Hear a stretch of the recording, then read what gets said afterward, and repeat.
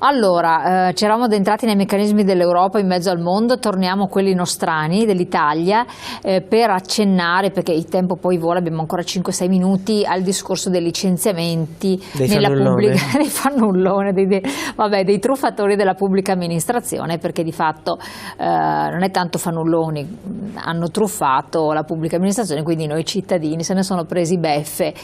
È corretto o no che questi ci rimettano il posto di lavoro, che vengano prese delle sanzioni pesanti? Ci sono nel Job Act previsto un certo tipo di licenziamento, insomma ci sono già, come dice il sindacato, però a questo punto il sindacato deve avere una posizione diversa, anche molto molto più rigida e categorica, o non ci sono, devono essere presi in considerazione? Cioè, quello che sta facendo lo Stato italiano adesso è un po' di nuovo una propaganda, quivis de populo, oppure partiamo dal decreto legislativo che dovrebbe essere nei Consigli dei Ministri tra qualche giorno, in cui si darà, in 48 ore dicono, ci sarà il licenziamento in tronco di coloro che hanno certi comportamenti. Quindi partiamo da questo che è l'atto finale. Il punto è un attimo, secondo me bisogna però stare molto attenti, perché nella pubblica amministrazione ci sono persone straordinarie, anche persone straordinarie. Ci sono persone che io le porterei in azienda per dedizione, capacità, serietà. Ci sono queste persone. Non va dimenticato che non sono tutti dei fannulloni o tutti che timbrano il cartellino e vanno via o che non sono competenti. Ci sono delle professionalità che io ho riscontrato che mi piacerebbe portare anche in azienda. Ogni tanto qualcuno sono riuscito anche a farlo. Quindi ci sono queste eccellenze. Il punto è che vengono mortificati i talenti nella pubblica amministrazione, perché alla fine fai o non fai, anzi più fai più rogne hai, perché vai in mezzo alle situazioni.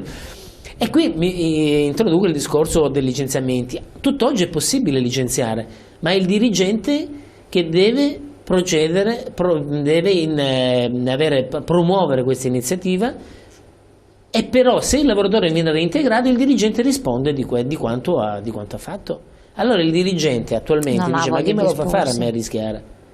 Perché oggi sono gli strumenti, con la legge Brunetta è possibile licenziare, il dirigente proceda con un sanzione disciplinare. Il problema è che poi risponde lui se il giudice lo reintegra. Ci devono essere gli elementi anche di prova evidente, quindi dove ci sono le telecamere che inchiodano, lì è l'evidenza. Qualsiasi sanzione disciplinare combinata a un lavoratore deve essere supportata da fatti oggettivi, quindi fatti oggettivi documentati e anche delle testimonianze. Caro Renzi, è inutile che le aziende aumentino la produzione con l'assunzione di nuovi posti lavoro. Se non ci sono compratori bisogna incentivare i consumi con una defiscalizzazione importante. È possibile che diminuisce la benzina e di converso aumentano le accise? E questo è interessante, noi paghiamo. Allora, facciamo una parentesi, torniamo indietro. Il costo del petrolio, l'estrazione è un costo minimo rispetto a quanto lo paghiamo noi la benzina. Poi ci sono i vari costi di produzione, i costi, tutta una serie di costi, e poi ci sono le accise.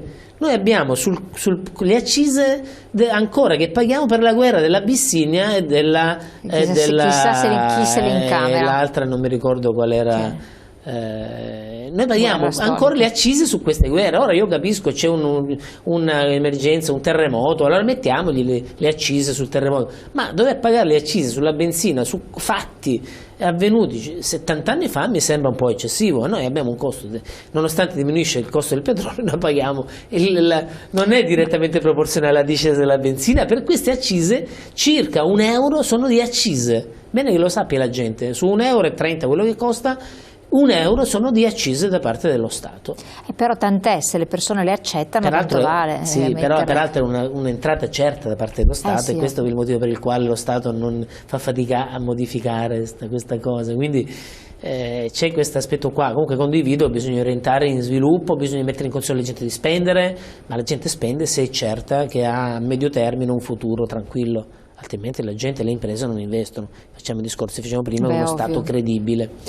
Non mi ricordo dove eravamo partiti. No, eravamo arrivati ai licenziamenti. Allora a questo punto procedere o non procedere? A questo punto, ecco, quando si procede a combinare una sanzione disciplinare che può portare anche al licenziamento o meno, bisogna basarsi su dati oggettivi. Quindi poi ci sono delle contestazioni, l'articolo 7 che si chiama così, che deve essere fatta al lavoratore, il lavoratore ha il tempo per rispondere e così via, fino ad arrivare al licenziamento. o meno. Certo. Il problema è che quando vai davanti al giudice, quando vai davanti al giudice, per mia esperienza, mai nessun lavoratore, a meno che non ha fatto cose straordinarie, è stato mai licenziato, è stato sempre reintegrato oppure è indennizzato da parte dell'azienda.